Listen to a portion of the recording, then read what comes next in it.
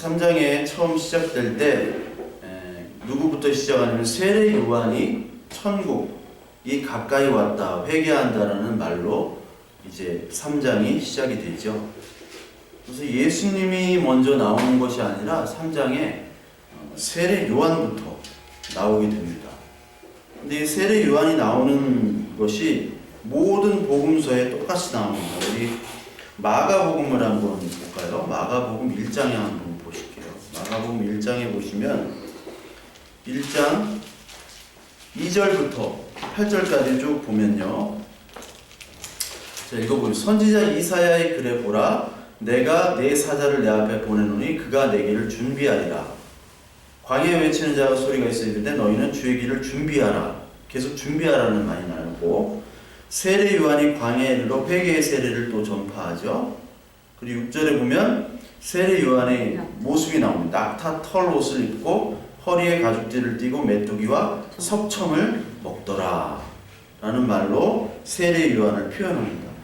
누가복음 3장에도 똑같은 이야기가 나옵니다. 누가복음 3장을 한번 보시면요, 3장 1절부터 이렇게 보면 요한이 나오죠. 3장 3절에 보니까 요한이 요단강 붉은 근처 각 처에 와서 죄사함을 받게 하는 회개의 세례를 전파하니, 그러면서 4절에 선지자 이사야 40장 3절의 말씀, 광야에서 외치는 자의 소리가 있어 이르되 너희는 주의 길을 준비하라, 그의 오실 길을 곧게 하라 라고 요한의 세례가 나오고, 요한복음도 역시 1장 19절부터 똑같이 요한이 등장하게 됩니다.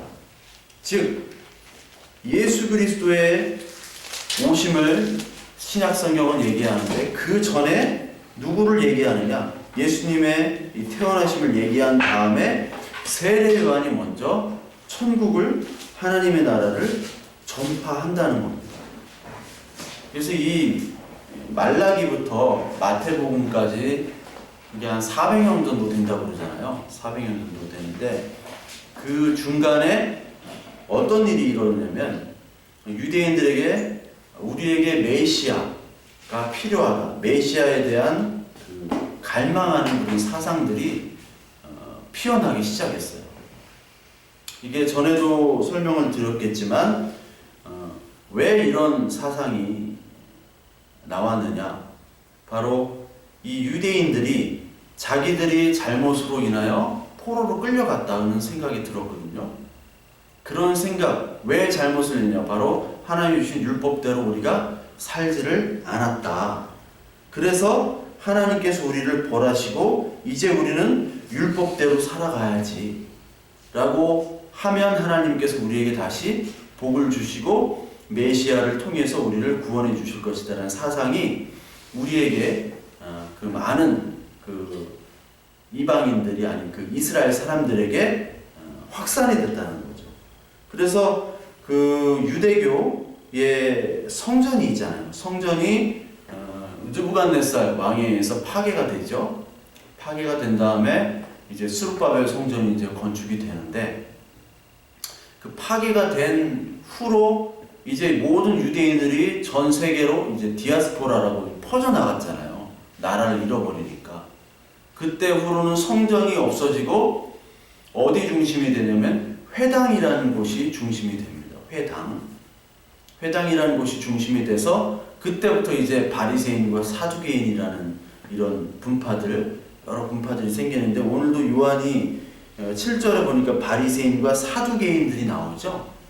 이렇게 성전이 파괴되고 포로로 끌려가고 이런 이유들이 바로 하나님께서 우리들을 벌하셨다. 왜? 우리들이 율법을 지키지 않았기 때문에. 그래서 다시 율법으로 돌아가자. 그러면 하나님이 메시아와 축복을 주시겠다. 이런 사상 속에 젖어있는 상태에서 예수님이 오신 거거든요. 그때 이 유대인들은 특히 하나님의 말씀을 직접 전하는 선지자를 기대하진 않았어요. 그런데 딱 누구 한 명은 기대했냐면, 성경에 예수 그리스도가 오시기 전에 누가 분명히 오느냐? 엘리야는 분명히 온다라고 믿고 있었어요. 엘리야. 그러니까 엘리야가 어떤 선지자인지 아시죠? 정민이 들어봤죠? 엘리야. 엘리야처럼. 네, 엘리야처럼 찬양이 나오는데 엘리야. 그래서 이게 어디 나오냐면 말라기서 우리 한번 볼까요? 말라기서 선지자 엘리야가 분명히 예수님 그 메시아가 나오기 전에 엘리야가 분명히 주의 날을 준비한다. 이 말이 말라기서 3장 1절에 나옵니다. 말라기서 3장 1절 같이 읽겠습니다. 만군의 여호와가 이르노라 보라 내가 내 사자를 보내리니 그가 내 앞에서 길을 준비할 것이요 또 너희가 구하는 바 주가 갑자기 그의 성전에 임하시리니 곧 너희가 사모하는 바 언약의 사자가 임할 것이라. 준비한다죠. 길을 준비한다. 그리고 4장 5절을 한번 볼게요. 말라기서 4장 5절 같이 읽을게요. 보라 여호와의 크고 두려운 날이 이르기 전에 내가 선지자 엘리야를 너희에게 보내리니. 말라기 4장 5절에 이런 말씀이 있죠. 그러니까 예수 그리스도라는 그 구약에 예언된 메시아가 오기 전에 엘리야를 분명히 보낸다고 그랬어요. 엘리야는 그 열왕기 하, 상 이런 모습에 어떤 모습이냐면 낙타 털옷 입고 막 광야에서 막 외치고 그리고 메뚜기와 소청을 먹는 요한의 모습과 똑같아요. 즉 요한이 엘리야의 모습과 똑같이 하고 지금 등장을 하는 겁니다. 오늘 이 요한의 모습을 한번 보면 어떤 모습을 갖고 있습니까? 4절에 이 요한은 낙타 털옷을 입고 허리에 가죽띠를 띠고 음식은 메뚜기와 석청이었더라. 좋은 것만 먹었네요. 다이어트 하면서. 근데 이 사람은, 이 요한은 바로 엘리야를 지금 상징하고 있는 거예요. 엘리야. 그래서 이 이스라엘 사람들은 이 요한을 굉장히 큰 엘리야라는 선지자로 지금 인식을 했습니다. 아니야, 이 사람이 메시아일지도 몰라라고 생각할 수도 있었어요. 그래서 요한을 다 두려워했습니다. 근데 이 세례 요한이 어떻게 죽지요? 세례 요한이 목이 잘려나가서 죽잖아요. 참수가 돼서. 근데 처음에 이 세례 요한을 죽일 수가 없었어요. 왜냐하면 대중적인 인지도와 인기와 존경, 그 인기보다도 존경이었죠. 존경하는 사람을 죽이게 되면 그 대중의 민심을 잃잖아요. 함부로 죽일 수가 없었어요. 세례 요한은. 근데 결국은 죽이게 되죠. 세례 요한은 이런 사람이었기 때문에 세례 요한에게 지금 많은 사람들이 나와서 지금 뭐를 받냐면 세례를 받고 있습니다. 세례를. 오늘 이 3장에 가장 중요한 단어들이 몇 단어가 나오는데 3장 2절에 회개하라. 그리고 천국이 가까워왔다. 그리고 세례를 받는다. 그렇죠? 여기 물로 세례를 받고 나는 물로 세례를 주지만 나보다 더 능력이 많으신 그분은 성령과 불로 너에게 세례를 준다. 그러니까 회개, 하나님의 나라, 세례 이런 단어들이 가장 핵심적인 단어입니다. 이 3장에. 이게 또 성경에 많은 것들을 또 담고 있어요. 그래서 이 요한은 많은 사람들에게 지금 세례를 주고 있습니다. 그런데 7절에 누가 나오냐면 바리새인과 사두개인들이라는 사람들이 나오죠. 근데 이 사람들에게 요한은 뭐라고 얘기합니까? 독사의 자식들아 라고 얘기해요. 예수님께서도 똑같이 얘기하시죠? 이 독사의 자식들아 라고 얘기를 하세요. 그러면서 너희는 사탄이다. 너희는 거짓의 거짓의 아비, 마귀의 자녀다 이놈들아. 그렇게 바리새인과 사두개인에게 요한과 예수님이 똑같이 얘기를 하고 계세요. 근데 바리새인과 사두개인을 이 욕을 들어야 될 사람이 아니에요. 그러니까 우리는 그냥 책에서 보니까 바리새인과 사두개인이 그냥 외식하는 사람들이구나라고 생각하겠지만 이 사람들은 외식하는 사람 정도가 아니에요. 우리가 흔히 그냥 척하는 사람이 아니라 진짜 했던 사람들입니다. 진짜 하나님을 위해서 목을 내놓고 나 죽이라고 했던 사람들이에요. 안식일날은 지키기 위해서 자기의 목숨을 바친 사람들이 바리새인들이에요. 사두개인들은 좀 다르지만, 그래서 이 바리새인과 사두개인을 우리가 좀 알아본 다음에 회개와 하나님의 나라와 그리고 세례에 대해서 좀 알아보면 좋겠습니다. 이 바리새인들은요, 원래 분리됐다는 뜻을 가지고 있습니다. 바리새인들은. 그래서 우리가 성경이 말라기에서 딱 구약이 끝나고 마태복음 오는 사이에 400년이라는 시간이 지금 성경에는 기록이 안 돼 있습니다. 근데 이게 400년 동안에 어떤 나라의 지배를 받냐면 헬레니즘, 그 헬라 있죠? 그러니까 알렉산더 대왕은 들어보셨습니까? 헬레니즘, 지금의 그리스의 지배를 받아요. 그리스. 그 플라톤, 아리스토텔레스가 그 스승이잖아요. 알렉산더의. 그 알렉산더 이후에 알렉산더 전 세계를 지배하고, 그 다음에 로마는 물론 BC 700년에 로마가 생겼지만 로마의 전성기가 시작은 BC 200년부터 시작이거든요. 그러니까 그때까지의 최강자는 헬라였습니다. 헬라. 지금 신약시대 때는 로마지만. 그래서 예수 그리스도께서 이때 오시기 전에 167년 전에, BC 167년에 이런 사건이 있어요. 마카비 사건이라고 했는데 이게 굉장히 깁니다. 길기 때문에 간단하게 얘기하자면 그 헬레니즘에 대한 쿠데타, 혁명이 일어나가지고 그 헬레니즘에 물리치는 사건이 있었어요. 그래서 예루살렘으로부터 그 헬라 분들이 다 물러났습니다.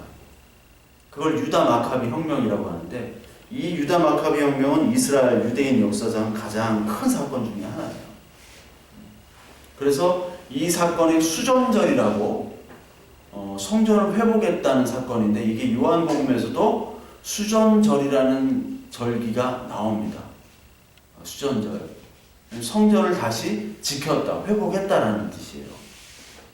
그래서 이 마카비가 정치적인 독립까지도 같이, 종교적인 독립뿐만 아니라 정치적인 독립으로 말미암아 이 헬라를 다 무력으로 쫓아내고자 하는 야망이 있었는데, 여기에 반대한 세력들이 있었는데 이 사람들을 하시딤이라고 합니다.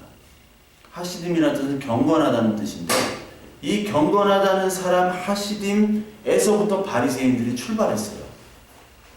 그래서 정치적으로, 군사적으로만 이렇게 하려고 했던 그 마카비들을 반대하고, 마카비 그 왕조들을 반대하고, 이 하스몬 왕조라고 하는데 반대하고, 이 사람들은 뚝 떨어져 나갔어요. 우리들이 종교적인 자유를 얻었기 때문에 정치적 무력으로 헬라들과 싸울 필요는 없다. 우리는 하나님의 말씀을 따라야만 한다. 그렇게 생각했던 사람들이 바로 바리새인들의 출발이었어요. 그러다 보니까 정치적으로 탄압을 갖는 겁니다. 지금도 여당이나 야당이나 주류에게 쓴소리하면 탄압되죠. 공천을 못 받잖아요. 공천을 못 받는 거예요. 마찬가지로 이 바리새인들은 쫓겨났어요. 쫓겨나면서 어떻게 했느냐? 이 사람들은 이제 자기들만의 규율을 만들어 버려요. 그게 어떤 거냐면 토라라는 것과, 그리고 율법을 더 강화하기 위해서 자기들이 법을 만들고, 구전, 입에서 입으로 전해지는 그런 여러 가지 율법들이 있거든요. 그것들을 말로써 계속해서 암기해서, 그것들을 쓸 필요도 없이 암기해서 그걸 지키는 사람들이 되어버립니다. 그래서 613가지를 만들어버려요. 그게 써서 되는 게 아니라 암기해서. 그래서 그 사람들은 그 율법들을 다 암기를 해버립니다. 그래서 그대로 실천을 하는 거예요. 문자적으로. 그대로. 그래서 실제로 안식일에 가면은 몇 발짝 이상은 못 간다고 규정이 되어 있잖아요. 불도 다 끄고요. 엘리베이터도 다 정지를 시키고. 문자적으로 다 모든 것들을 해석하는 거예요. 그래서 이 사람들은 그 구전으로, 전통으로 더 뭉쳐진 사람들이기 때문에 하나님의 모세 율법과 거기다 구전으로 뭉쳐서 그 위의 것들은 다 부정을 했습니다. 그래서 예수님께서 바리새인들에게 책망할 때 장로들의 유전과 이런 말이 있죠. 전통. 그게 바로 이 바리새인들이 세운 입으로 만든 그런 율법이에요. 입으로 만든 율법들. 이것들을 다 지켜야 됐어요. 그러니까 다 지키니까 야, 저 사람은 정말 하나님을 사랑하는 사람인가 보다. 경건한 사람인가 보다. 라고 칭찬을 받는 사람이 되어버렸죠. 그게 바로 바리새인들이었습니다. 그래서 바리새인들은 그 율법을 지키기 위해서 목숨을 던졌던 사람들이에요. 그에 비해서 사두개인이라는 게 있는데, 사두개인은 그 다윗 시대 때 사독이라는 선지자, 그 제사장, 선지자가 아니라 제사장 그룹에서 나왔던 인물이에요. 그래서 사독의 후예라고 해요. 사도개인이라고 얘기하는데, 이 사두개인들은 이 바리새인들과 좀 다릅니다. 권력지향적이에요. 제사장 그룹인데 권력지향적이에요. 그러면서 이 귀족들과 관계가, 유대적인 관계가 굉장히 깊습니다. 그래서 헬라가 지배할 때도 헬라의 정책에 너무 반대하지 않았어요. 반대하지 않고 또 모세 오경만을 인정하고 바리새인과 달리 어떤 내세 있죠? 우리 죽어서 가는 내세들을 그렇게 인정하지 않았습니다. 그래서 바울이 사도행전에서 사두개인과 바리새인과 서로 싸움이 붙어나는 장면이 있어요. 그게 왜? 천사의 유무, 부활과 천사에 대한 의견이 다르거든요. 바리새인들은 부활도 있고 천사도 있고, 그런데 사두개는 부활과 천사가 없어요. 왜냐하면 이 지금 현실이 중요한 사람들이에요. 현실 정권에서 어떻게 하면 귀족적으로 살아가는 것, 정치적인 집단이죠. 그리고 메시아도 부정합니다. 예수 그리스도 메시아가 필요가 없어요. 왜? 현실이 더 중요한 사람들이니까. 그렇게 분파가 나눠졌는데 대표적인 분파가 바로 바리새인과 사두개인이에요. 근데 둘 다 똑같이 취급을 당한 거예요. 왜요? 바리새인들은 성경은 많은 연구를 했지만, 메시아인 예수 그리스도가 왔지만 그 성경 연구한 것과 실제 메시아와 내가 지키는 전통과 율법과 전혀 다르거든요. 그러니까 메시아를 죽였던 거고, 이 사두개인들은 메시아 자체를 인정하지 않았던 거고, 그렇다면 둘 다 인정하지 않은 거예요. 둘 다 잘못 알고 둘 다 인정하지 않는 거기 때문입니다. 그렇기 때문에 하나님의 말씀을 듣지 않는 거라고 평가를 해요. 요한복음 8장 44절 한번 봐요. 요한복음 8장 44절에 예수님이 이들에 대한 평가가 있습니다.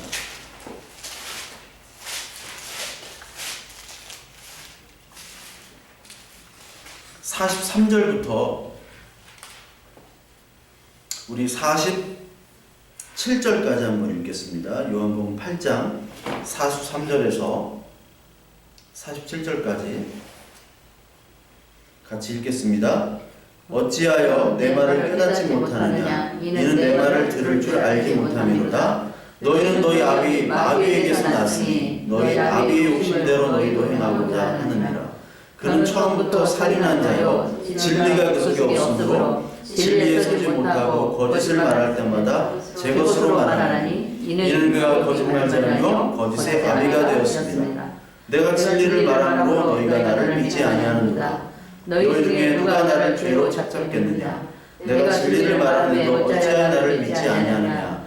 하나님께 속한 자는 하나님의 말씀을 듣나니 너희가 듣지 아니하는 하나님께 속하지 아니하였음이라. 이 바리새인과 서기관 그룹 그리고 사두개인들에게 하나님께서는 너희들은 살인자다, 너희들은 마귀다. 왜냐하면 너희 아비가 마귀고 너희 아비가 살인자이기 때문에. 왜 살인자고 왜 마귀입니까? 진리가 없기 때문에 그렇다고 예수님께서 얘기하십니다. 그 진리가 없으면요, 그게 살인이고 그게 마귀라는 겁니다. 진리가 없는 자, 하나님의 말씀을 듣지 않는 자.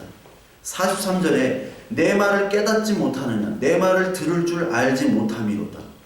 그 듣지 못하는 자, 들을 수 없는 자, 이 사람들이 거짓말장이요 살인자고 마귀라고 얘기하시는 거죠. 예수님께서 그렇게 많은 말씀을 하셨어요.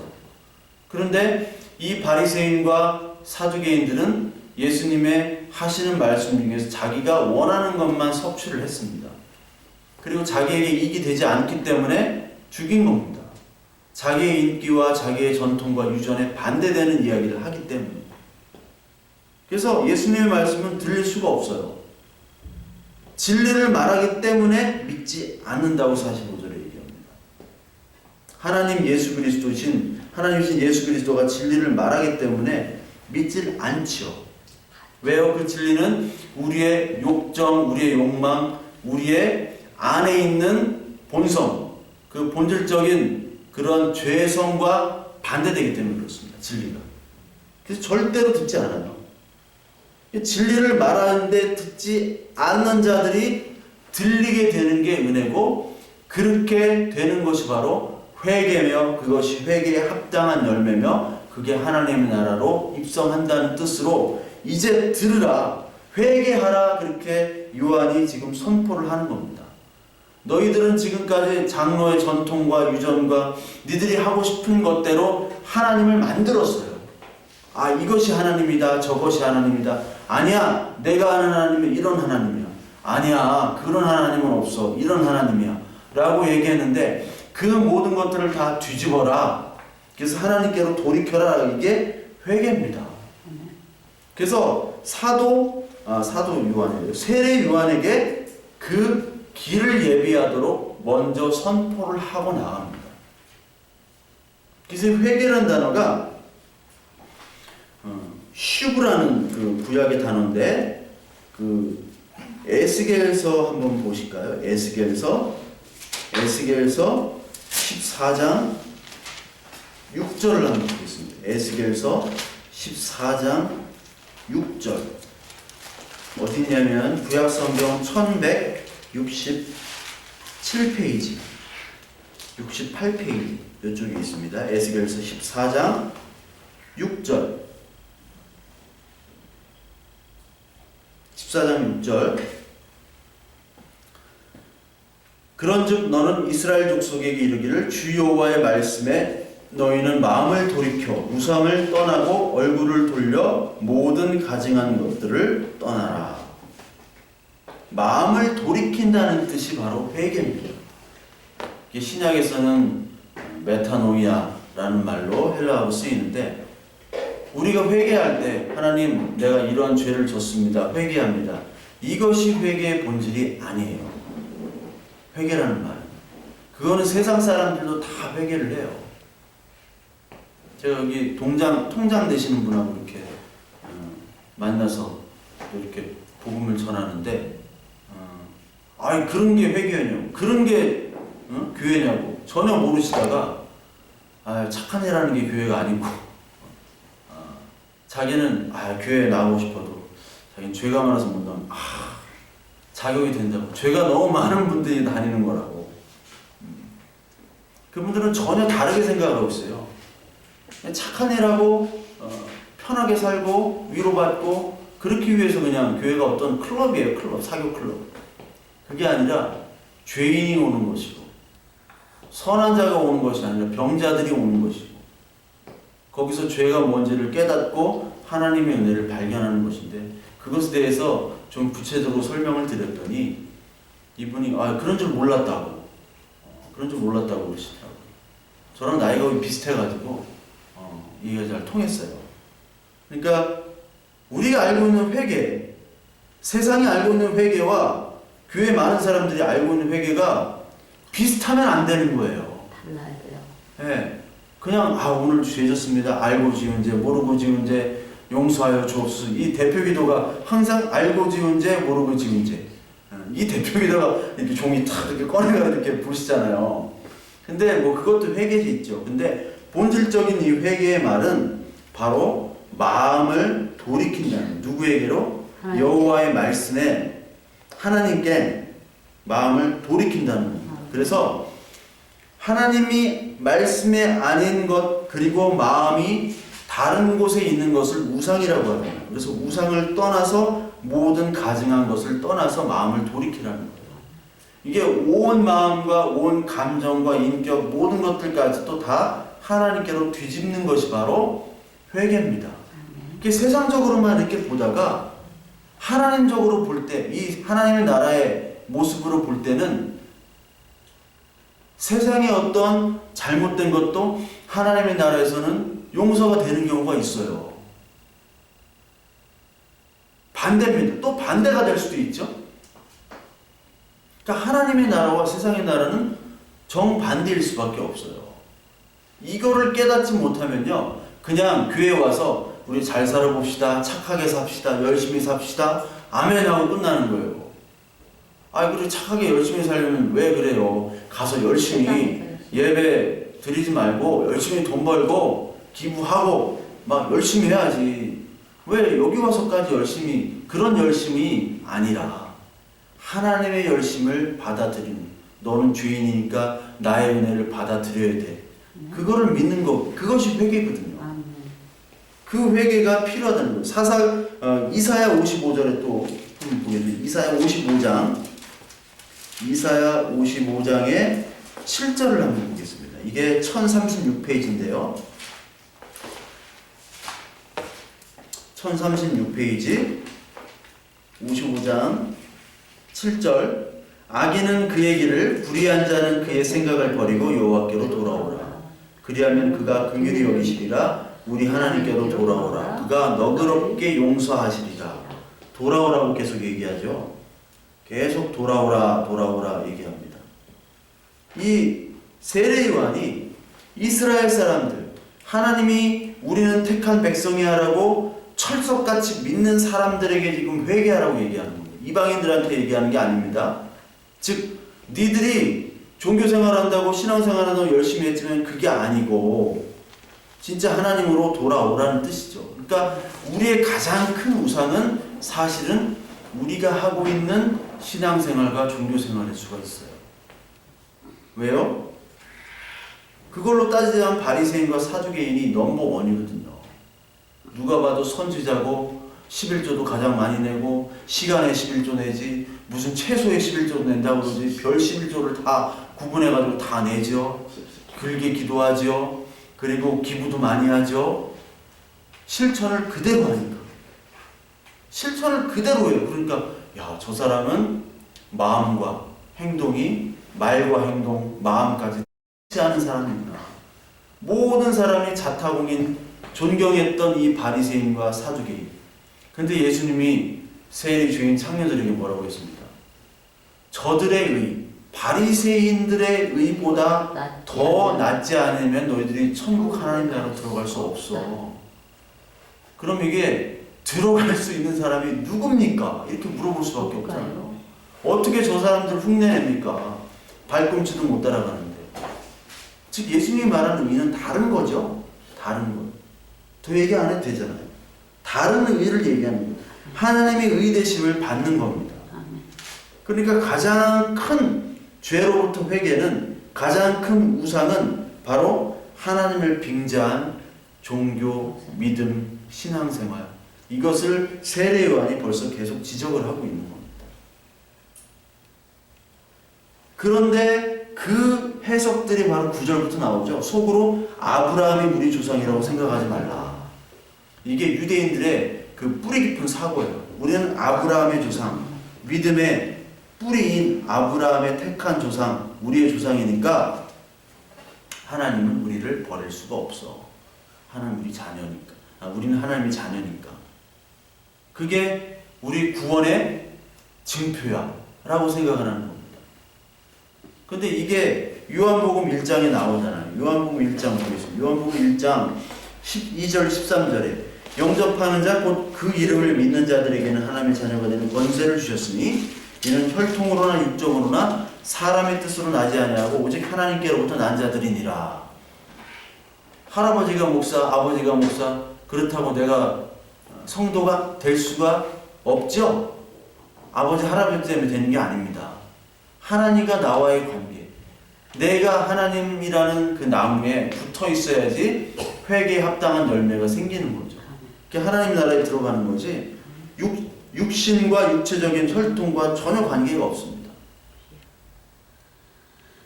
그리고 이 사람들은 하나님이 능히 이 돌로도 아브라함의 자손이 되게 하시리라고 얘기를 하세요. 세례요한이. 즉 이 돌들로도 아브라함의 자손이 되게 하시는데 니들은 아무것도 아니야. 니들 자랑하지 마. 아브라함의 조상이라고 했던 게 뭐야?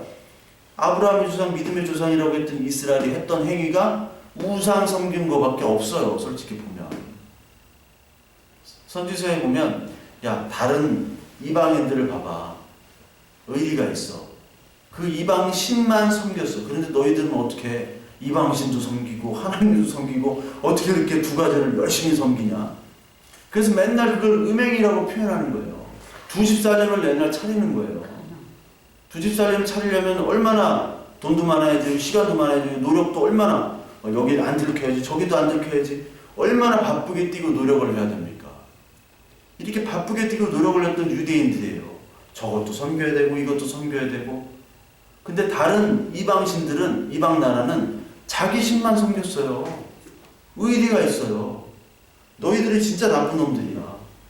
니들 아브라함의 조상, 우리 조상이 아브라함이라고 자랑할 게 없다. 죄만 졌잖아. 근데 뭘 자랑해? 왜 자랑하니? 회개해라. 근데 이 말씀이 안 들리는 거예요, 그 사람들. 9절, 10절 계속 이미 도끼가 나무 뿌리에 놓여있죠. 이게 지금 도끼를 찍으려고 하는 거죠. 이미 심판이 시작됐다는 거예요. 하나님의 나라가 임한 거는 구원이면서도 동시에 구원은 심판이라는 얘기죠. 구원. 그러니까 구원과 심판은 똑같은 겁니다. 우리에겐 구원이고 우리에겐 복음이지만 하나님이 택하지 않은 사람에게는 심판의 날입니다. 심판의 날. 그걸 계속해서 말씀을 하고 있습니다. 그래서 아브라함 자손이 지은 게 죄밖에 없어요. 심판이 임박했습니다. 그래서 너는 이제 회개를 해야 된다라고 얘기를 하죠. 그럼 11절에 세례 요한인 나는 너희로 회개하기 위하여 물로 세례를 베푸는데 나보다 능력이 많으신 그 예수님은 신을 들기도 감당하지 못한 그분은 11절에 성령과 불로 너에게 세례를 베푸실 것이다 라고 얘기해요. 여기서 참 많은 그런 갈림길이, 신학적인 갈림길이 확 나옵니다. 불세례를 받아라 이렇게 얘기하죠. 불세례, 불 받아라. 물 받아라고는 안 해요. 물 받으라고는 안 하는데 꼭 우리는 불을 좋아해요. 하여튼 우리나라는 어디 불가마들이 그렇게 많아요. 불을 받아라고 하고 또 회개와 세례에 대해서 나옵니다. 요한은 지금 물로 세례를 줍니다. 근데 예수님은 성령과 불로 세례를 주겠대요. 이 예수님이 성령과 불로 세례를 예수님이 살아계실 때 준 적이 있습니까? 불로 세례를 준 적이 있나요? 없어요. 불 세례를 주면 머리들 다 타겠죠. 네. 불 세례라는 것은 사실 사도행전 2장에 나옵니다. 사도행전 2장 한번 볼까요? 불 세례라는 것은 사도행전 2장에 나오는데 예수님께서 하나님의 나라를 40일 동안 말씀을 하셨죠. 그게 사도행전 1장 3절의 말씀입니다. 그런 후에 예수님께서 이제 승천을 하셨어요. 그 다음에 그 마가의 다락방에서 이 제자들이 기도를 하고 있었죠. 기도를 할 때 그 2장에 오순절 성령 강림이 임합니다. 오순절 성령 강림. 그때 여기 불이라는 단어가 나오죠. 마치 불의 혀처럼 갈라지는 것들이. 성령의 충만함을 받고 성령이 말하게 하심을 따라 다른 언어들로 말하기 시작하니라. 방언을 하게 되죠. 근데 방언이란 말이 아니라 여기는 다른 언어라고 얘기를 했어요. 그러니까 우리는 이 방언이란 말과 여기 나오는 다른 언어들로 말하기 시작하느라는 말을 조금 구분하셔야 돼요. 다른 언어들로 말한다는 것은 이때 당시에 많은 정말 각지에서 온 사람들이 있었어요. 각 타 지역 그리고 다른 나라를 언어를 쓰는 사람들. 근데 와서 이 말씀을 듣고 기도를 하는데 통역이 돼서 자기 나라 말로 얘기를 하는 겁니다. 그게 자기 나라 말로 들리게 되는 거예요.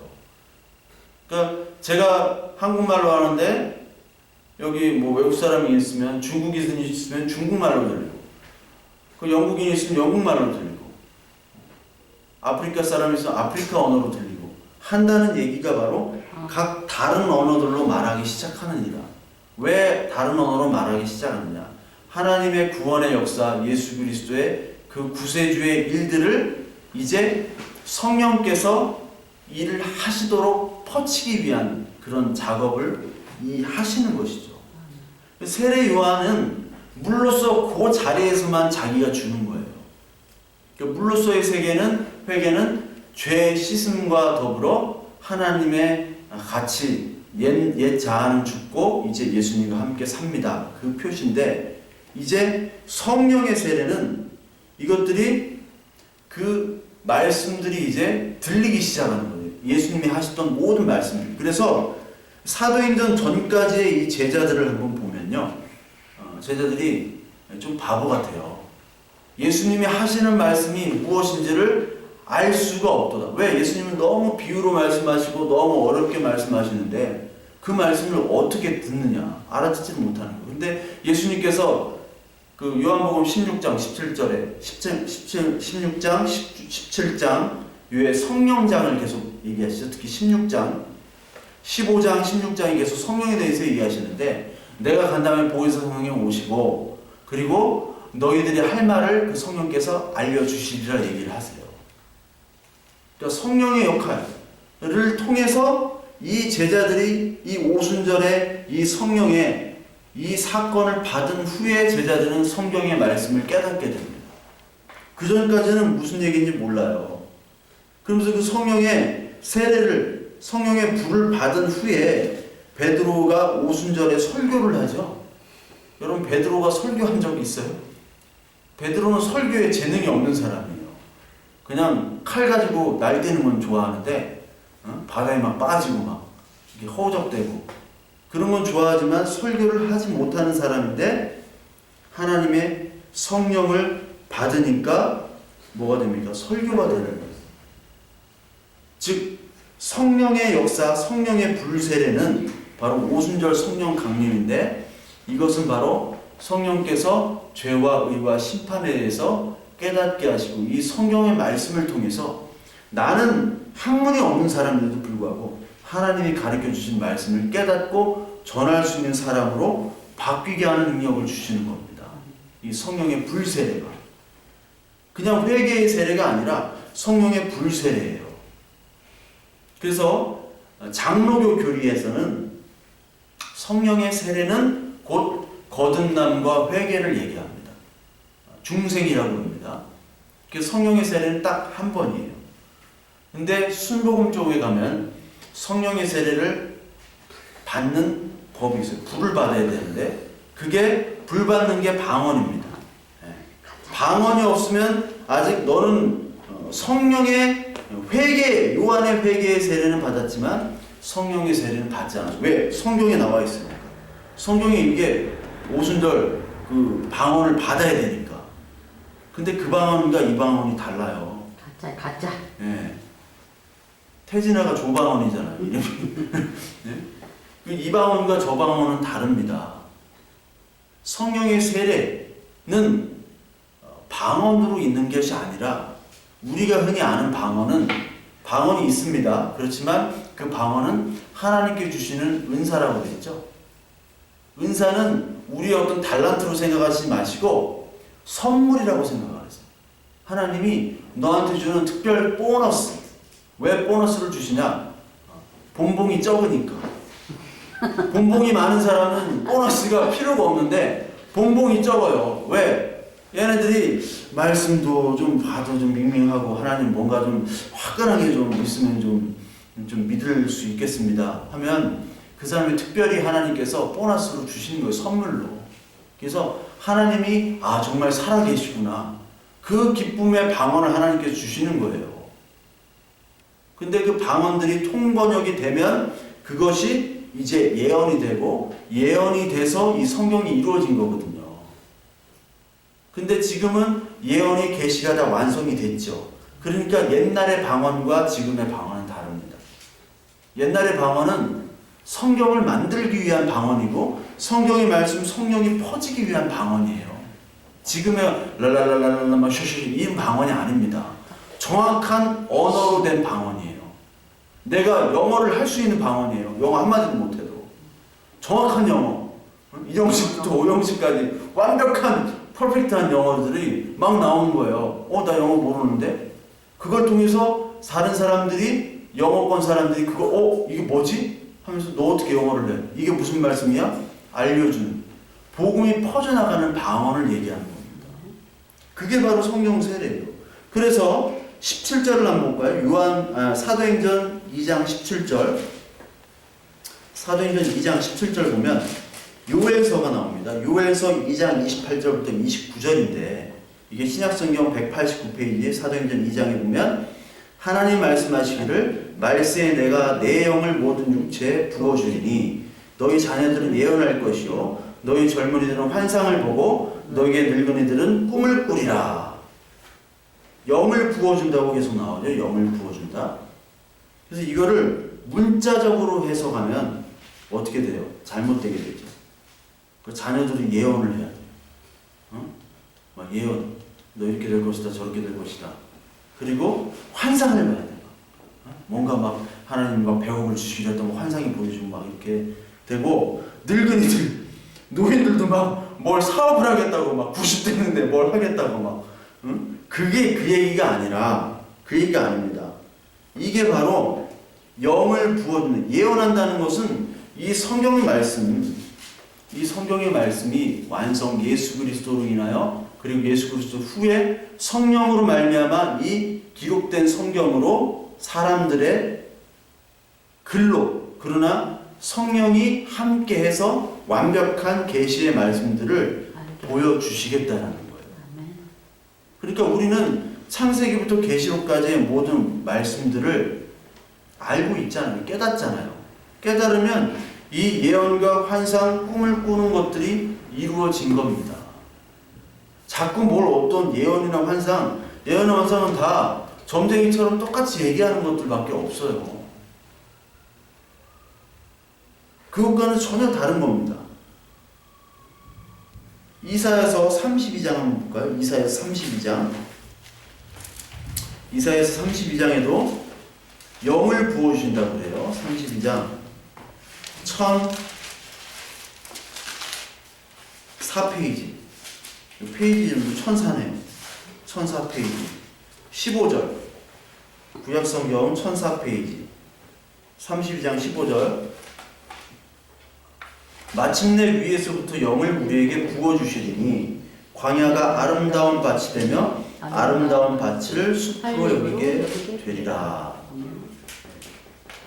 영을 부어주신대요. 계속해서 이 구약에서 영을 부어주신다는 말은 원래 구약의 성령은 어떤 사건을 통해서 그 사람에게만 딱 임했다가 떠납니다. 그러니까 삼손을 보시면 하나님의 영이 임할 때만 이렇게 힘이 썼어요.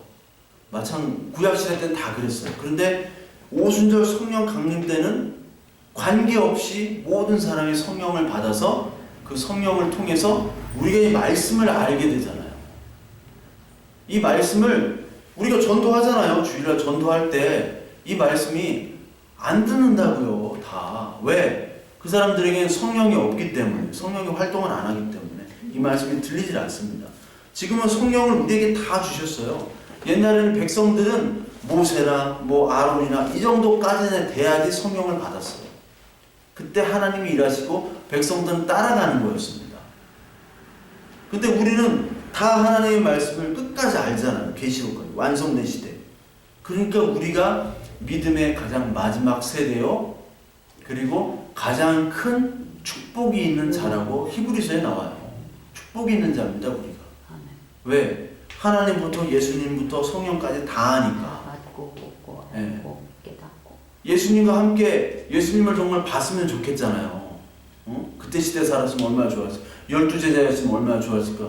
12제자가 뭔지 됐어요. 3년 동안 돌아다니면서 배반하고 결국은 십자가에 못 박혀 죽을 때 다 도망갔잖아요. 그게 우리의 모습이라고요. 우리는 그걸 다 목격하고 봤으면 예수님 끝까지 따를 것 같다고 하는 게 교만이에요. 못 따른다니까. 도망갔다니까. 그래요. 그리고 44장은 보기, 이사야 44장에 보면 44장 3절 44장 3절 보면 1020페이지 나는 목마른 자에게 물을 주며 마른 땅에 시내가 흐르게 하며 나의 영을 내 자손에게 나의 복을 내 후손에게 부어주리니 이게 오순절 강령 사건을 또한 얘기하는 거잖아요. 그리고 에스겔서 36장 한번 보겠습니다. 에스겔서 36장은 몇 페이지냐면요 1208페이지입니다. 36장 26절부터 27절 에스겔서 36장 26절부터 26절부터 27절 또 새 영을 너희 속에 두고 새 마음을 너희에게 주되 너희 육신에서 굳은 마음을 제거하고 부드러운 마음을 줄 것이며 이런 말씀이죠. 27절 또 내 영을 너희 속에 두어 너희로 내 율례를 행하게 하리니 너희가 내 규례를 지켜 행할지라. 옛날엔 율법을 주셨는데 이제 율법을 지키다 못 지키니까 이제 영을 주게. 그래서 말씀을 깨닫는 영을 내가 주겠다. 영원히 활동하는 성령을 내게 주겠다. 라고 약속하시는 거죠. 39장 29절에 나옵니다. 39장 29절 찾아보면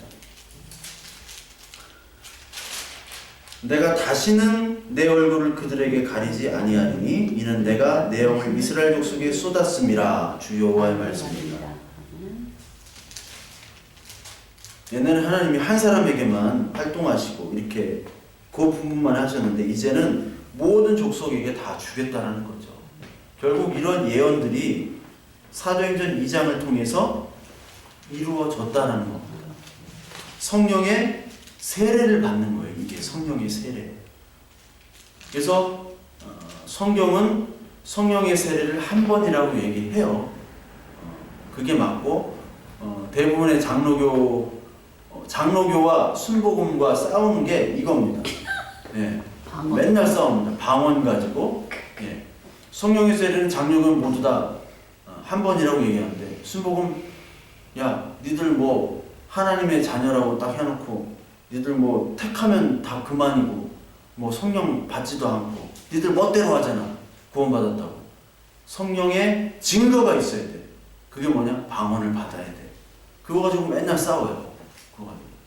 이게 사도행전 19장에도 이런 세례 요한에 대한 회개 세례에 대한 것들이 있는데 그것들은 조금 나중에 말씀을 드리겠습니다. 하여튼 이 세례라는 것은 사실 성령의 세례라는 것은 오늘 나온 이 세례는 우리의 성령의 그 오순절 성령 사건이고 동시에 우리의 회개의 거듭남을 사실은 얘기하고 있어요. 성령의 세례가. 성경 전체가 그걸 얘기하고 있습니다. 만약에 순복음에서처럼 성령의 세례를 받기 위해 방언을 받아야 되고 또 방언뿐만이 아닙니다. 또 그 단계가 또 있어요. 계속해서. 이거는 캐톨릭하고 똑같아지는 겁니다. 인간의 공로와 인간의 행위를 통해서 하나님이 성령을 주시고 선물을 주시고 하나님 나라를 주시게 되어버려요. 그러면은 내가 행위가 부족한 사람은 하나님 나라에 못 들어간다는 거예요. 그럼 믿음이라는 교리와 또 달라진 믿음으로 구원받았다가 깨져버립니다.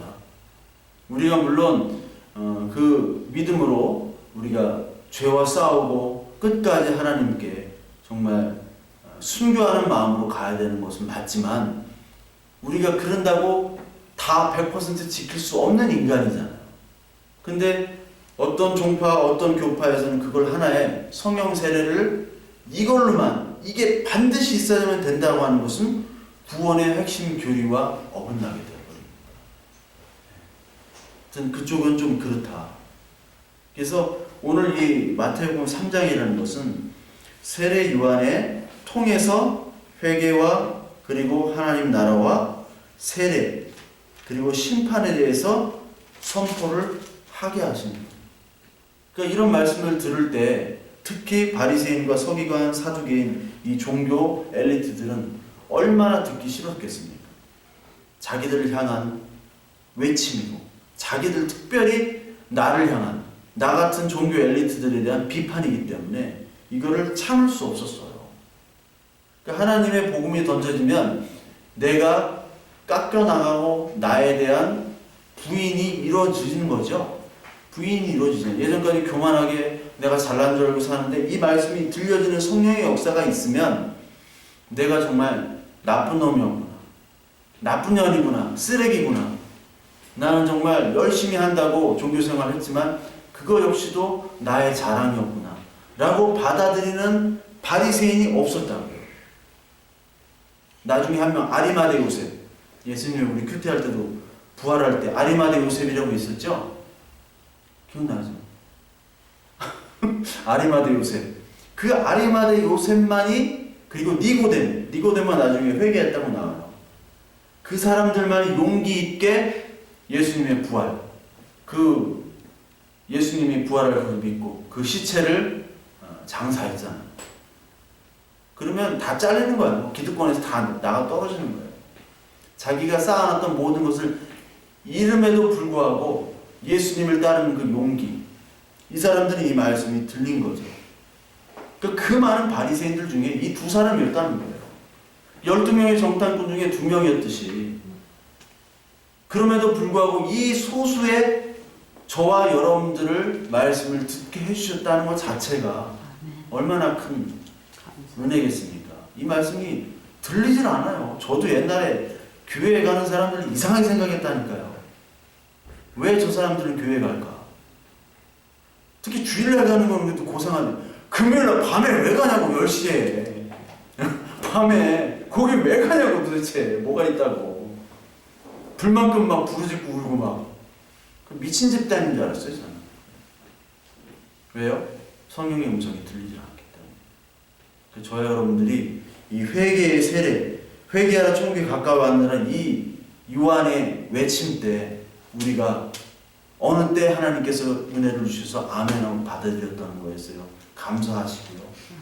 늘 이 믿음으로 우리가 우리의 죄악과 싸우는 저와 여러분들이 됐으면 합니다.